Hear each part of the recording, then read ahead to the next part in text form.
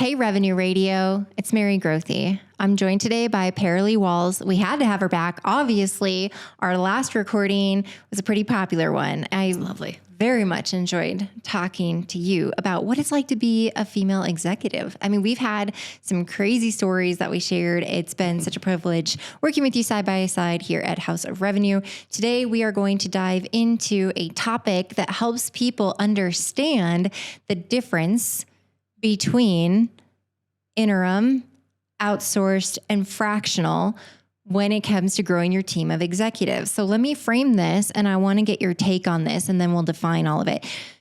We spend our time with what we refer to as second stage companies. Right. So they're past startup scale. They've already achieved a few million in revenue, and typically they plateau because what got them through startup scale, which is usually scrappy, unorganized, chaotic, in this mindset of doing whatever you have to do in order to succeed or win or get to the next milestone, that's not scalable. It's not repeatable. And the people that help you, like scrappy startup founders and startup executives, like it's just a whole different breed of person. You also don't have a lot of money. There's not a lot of budget. You can't pay people well. And then you get into this second stage scale where you actually have something, like you've confirmed, hey, we actually have something as a company. We are close to or have achieved product market fit, or when I say close to, like we have enough customers for enough period of time that validate what we're doing, but maybe we're exploring like what are the other markets that could, or types of buyers that could benefit from this product or service. What do you need to do to get there? But there's this realization of, oh boy, what got us to this point isn't what's going to get us to the next level. And one of the first places people being CEOs and leaders, is growing out their executive team. Right. Well, that's expensive. Very. So what are you seeing in the size companies you work with? Obviously the same as me, that 5 to 20 million usually on average. Talk to me about what you're seeing in that stress and strain of building out the executive team. And then how would you define the 3 different types? Well, cash is just so precious at that stage. So it's really difficult to say, well, I mean, I think we need a CFO because we need to spend our money very strategically to make sure that we're hitting these goals and we're going to be able to hit that Series A or, whatever comes next. But a CFO is outrageously expensive. Mm-hmm. So I see a lot of early stage companies turn to outsourced accounting and finance for that. And that's one of our first categories of that outsourced. So you're asking someone to do a really specific project for you on an ongoing basis and provide strategy, but in a pretty limited swim lane. Yeah, more like a professional services company. So when we're talking about outsourced, that usually means it's a services company. The person sitting in the seat may rotate, because they deal with, some turnover or promotion or whatever in the seat, and you're paying for a very specific scope, a very specific service. You'll have some strategy, maybe a combination of strategy plus services and actual execution. It just depends on what it is that you're getting outsourced in that seat. But it's usually like outsourced to an agency or a company. A service provider is where you can get that executive or potentially coupled with some services. Yeah, another place I really see outsourced executive leadership and strategy is in demand generation. Oh. You often see people say, gosh, we can't afford to have a demand gen person on the team. They're super expensive. So let's see if we can go to an agency and get that level of powerhouse strategic decision-making that's going to allow us to really be strategic about the budget without having to spend all the money or trust a newbie to make some great decisions, which could work. There are some wonderkins out there, but they're pretty rare and far in between. And then they're going to want 3x their raise, in a couple of days. Sorry, that was funny. Yes, I know. I know them. So when you're looking at outsourcing, I agree with you. A common one when you're in that second stage scale is outsourcing accounting.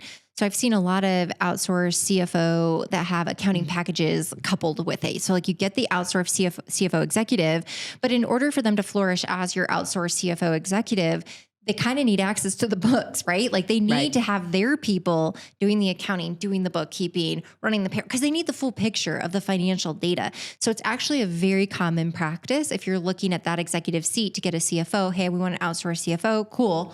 But they most likely have some services attached to that because it makes Right. their efficacy stronger. So that's very common in that area. When you go the route of marketing, there are groups out there like Chief Outsiders, that have CMOs that you can get access to. The challenge that you have with that is they don't couple it with services. So that leads more into the fractional realm. So I early in our sales BQ days, before we were House of Revenue, one of our clients used a CMO from Chief Outsiders. He was awesome. He was so cool. Loved his story. Also loved his blue glasses. He's pretty neat guy. And he was so strategic, so far in his career, so talented. It was so cool to see him in action.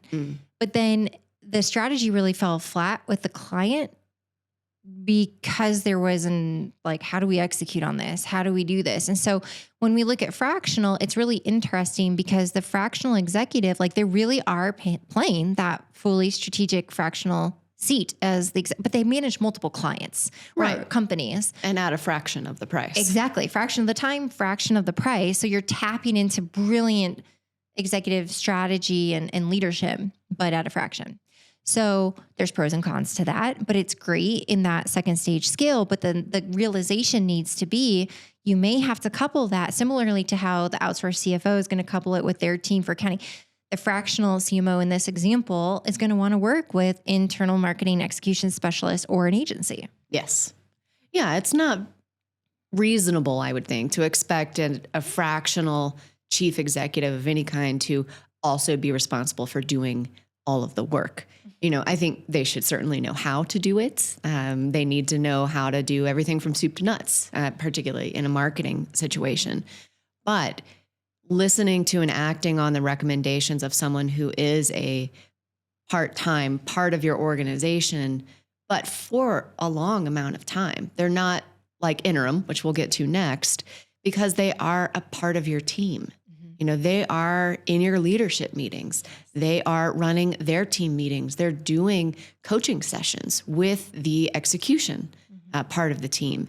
And I think that is particularly important to call out, is that when you invest in a fractional executive, you also need to open up your mind and your budget to investing in the folks who are going to execute on the strategy that this brilliant person is bringing in.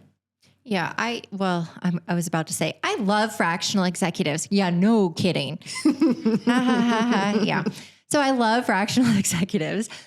We built this company with that fractional CRO, CMO, and we built it purposefully for the second stage scaling company. So typically between 5 and 20 million, asterisk, there's some room on either side. However, what needs to be understood is because you are tapping into such wonderful talent, they're very expensive. And the Yes. whole point is that you get someone of that caliber, that brilliance at a fraction of the cost. But it is also that they are only going to do so much of the work. They've got to build a team. And for a company that is looking at growth is different than a company looking at scale. Yes. So a company looking at growth, moderate, 5 to 10% year-over-year growth, steady, very clean on the P&L, clear growth plan, nothing super aggressive, launching new markets. Comfortable. It's comfortable. So that's different than who we serve, which is a company looking to scale. And a fractional executive can only take that so far. So, that's where CEOs need to have the right mindset and understanding that a fractional executive, if they're in that seat for 12 to 18 months, there's an opportunity in that revenue size to potentially be doubling monthly recurring revenue, maybe less, maybe more. Well, if the company gets to that size, you're now at the point where you've got to be facing the decision to have a full-time person. Exactly. And what we have seen at House of Revenue and before is sometimes a fractional CRO can be such a great fit for a company that after those 12 to 18 months of scale, maybe 24 months if it's particularly complex, then they have that conversation with the organization to say, all right, you need to bring in a full-time person. I can do that for you, but it will be on an interim basis. I love being a fractional executive, so it's hard for me to imagine being full-time anywhere forever. But if I just built a scaled revenue engine, I want to be there full-time to make sure that the handoff is pristine. So that takes us to our third category, which is interim. So let's say I've scaled a company. I've only been working for them 30% of my time. I jump in 100% of the time to build out what that full-time role really looks like. What are the really specific day-to-day responsibilities? And what does the forecast look like for the next several years that I'm going to expect another full-time person to be able to handle? Once I understand all of that and I work with the CEO to be in alignment on what those requirements are, then it's time to start that hiring process for the full-time person to come replace me. I agree. And there's multiple scenarios that you can use an interim position. That's one. Another is, what if your CRO resigns, or potentially they're non-performing CRO, CFO, CMO, CTO, any of those executives? What if you do have a full-time person right now and they leave, resign, terminated, whatever? Those are critical positions. So if you've reached the point in your organization's growth or scale that you're at the revenue size or complexity where it merits a full-time executive, then you should not rush to fill that position. Just like a football team, right? We are here in Denver, so our Denver Broncos are currently going through some challenges. And we fired our head coach. So we have an interim head coach. Someone still needs to do the job day to day, but they're not the long-term person. They're in there effectively doing the role the best that they can for this season to keep everything going. But it allows the greater executive team and board or whomever to spend the time to find and evaluate and ensure they have the right person coming in long-term. Right. Rushing will have negative consequences if they fill it too fast with the wrong person. At that level is scary. What have you seen? I've seen it both ways. I've seen the rush to fill the role with someone completely new to an organization, and that's tough. It takes time, lots of time, for an executive to get up to speed for a new organization, and especially one that has just gone through a major scale, right?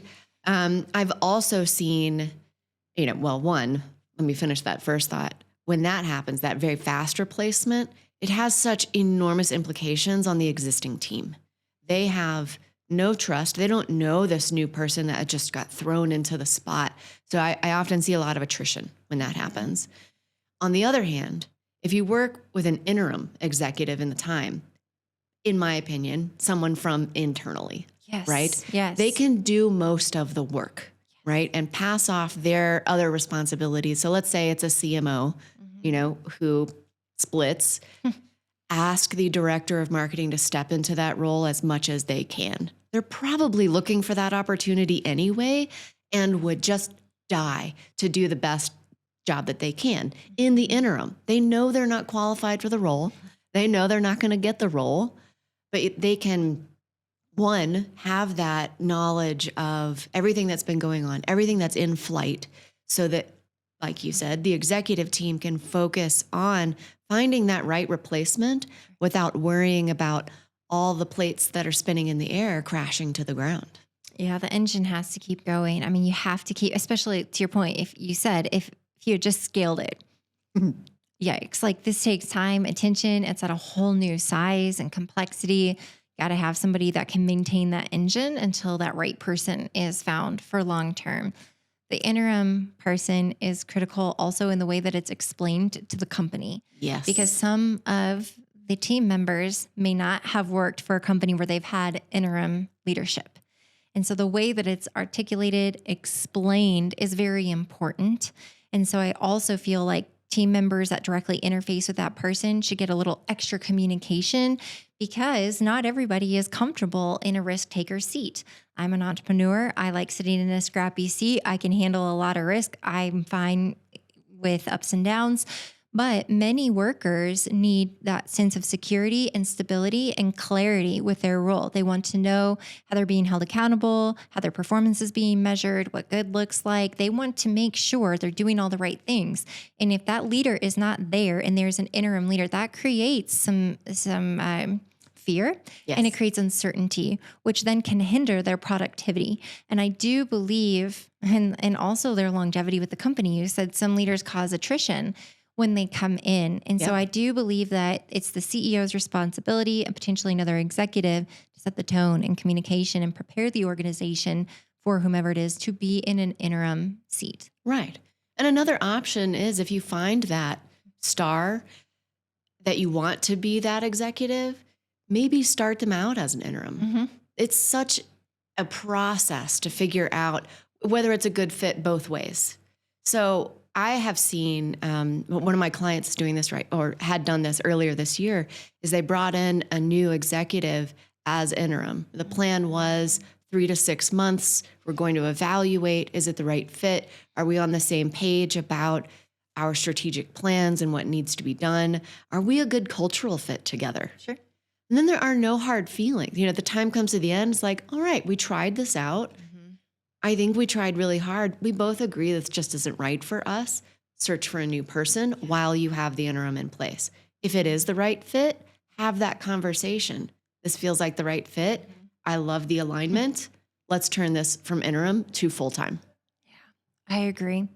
It is interesting to consider bringing someone in from outside of the organization into an interim seat to do that trial period.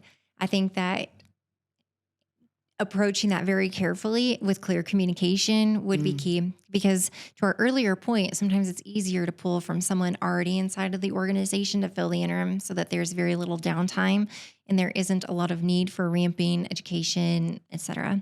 So there's a lot of different ways that you can approach this.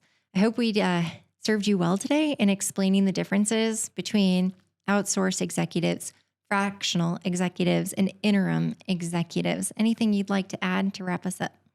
No, I mean, I think it's been a productive conversation and I look forward to our next go round. Yeah, definitely. We'll follow this up with a blog too. So you can check out houseofrevenue.com and we'll have a corresponding blog on the topic. Thanks, everyone.